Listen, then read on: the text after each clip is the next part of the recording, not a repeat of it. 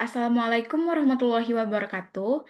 Kami dari Kote A104 dengan saya Paulina Lestari Simatupang dan dua rekan saya, Aulia Azizah Fauziah beserta Jonanda Pantas Agita Brahmana dengan judul tugas akhir pengembangan fitur forecasting penjualan dengan metode Arimax pada aplikasi Mereta PT Selada Indonesia Produktif dengan dosen pembimbing Bapak Edi Bambang dan Ibu Hasri Hayati akan mempresentasikan tugas besar komputasi awan kami.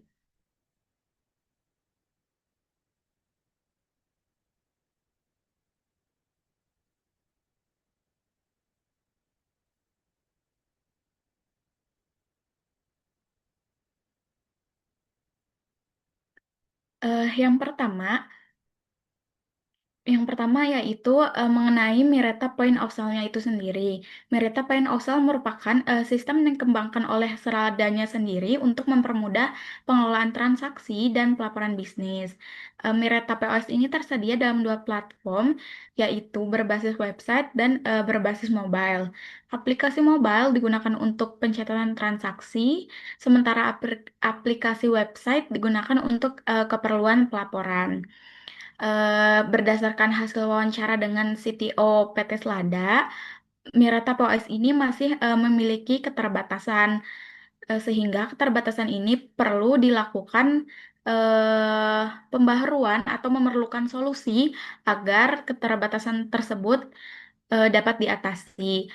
Sehingga dalam aplikasi yang dikembangkan ini, metode forecasting yang digunakan adalah time series Arimax atau Auto-Regressive Integrated Moving Average with Exogenous Input. Arimax dipilih karena kemampuannya yang memungkinkan dimasukkannya variabel eksternal yang mempengaruhi peramalan.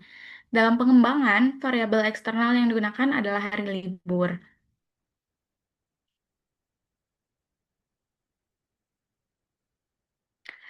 Selanjutnya ada proses penerapan fungsi TA. Dalam fungsi yang dideploy pada tugas besar komputasi awan ini, kami mendeploy perhitungan metode forecasting Arimax dengan input berupa data riwayat transaksi. Lalu prosesnya adalah penerapan metode Arimax dan outputnya adalah hasil dari forecasting tersebut.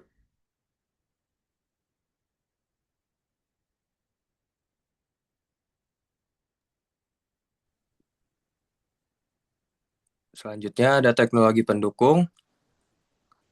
PostgreSQL kami gunakan sebagai database-nya. Laravel kami gunakan untuk back-end-nya. Vue.js sebagai front-end-nya. Python kami gunakan untuk membuat modelnya. Google Colab kami gunakan untuk menguji modelnya. Minitab dan software RStudio kami gunakan untuk melakukan analisis datanya.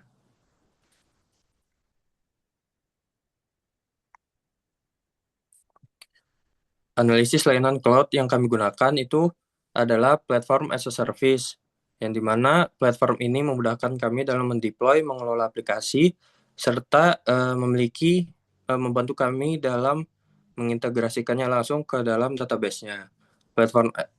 Platform ini juga memiliki fitur seperti auto deploy dari Git, fitur monitoring, dan fitur skalabilitas otomatis.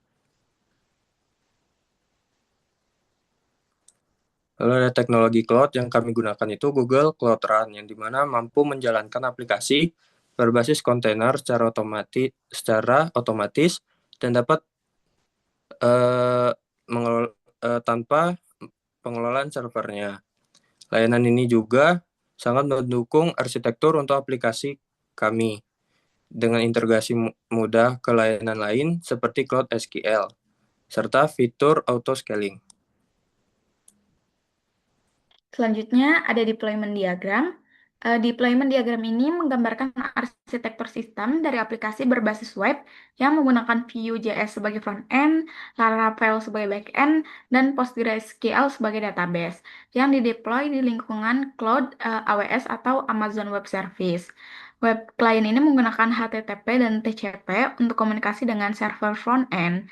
Lalu front-end mengirim permintaan HTTP ke back-end Laravel dan back-end menggunakan SQL untuk berkomunikasi dengan database. Baik, selanjutnya untuk langkah-langkah implementasi layanan Google Cloud khususnya Google Cloud Run. sendiri dimulai dari menyiapkan terlebih dahulu file proyek yang akan dideploy. Selain itu, siapkan juga Dockerfile dan juga requirement.txt. Selanjutnya, aktifkan layanan API yang diperlukan untuk proses deployment ke Google Cloud Run dengan perintah sebagai berikut. Selanjutnya, karena file proyek yang kami akan deploy berada di lokal, maka build image Docker dan dari direktori lokal saat ini untuk diunggah ke Google Container Registry dengan menggunakan perintah gcloud build submit. Selanjutnya, lakukan deploy dengan perintah gcloud run deploy.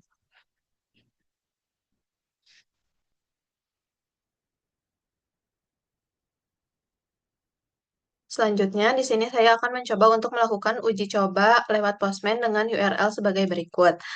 URL ini didapat ketika proses deploy sudah berhasil dilakukan. Selanjutnya, untuk melakukan hit API diperlukan inputan berupa file CSV yang merupakan berisi data riwayat transaksi.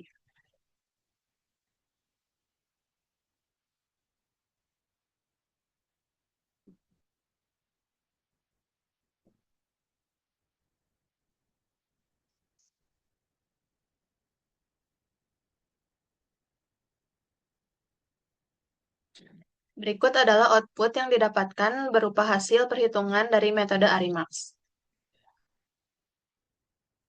Sekian presentasi dari kelompok kami. Terima kasih. Wassalamualaikum warahmatullahi wabarakatuh.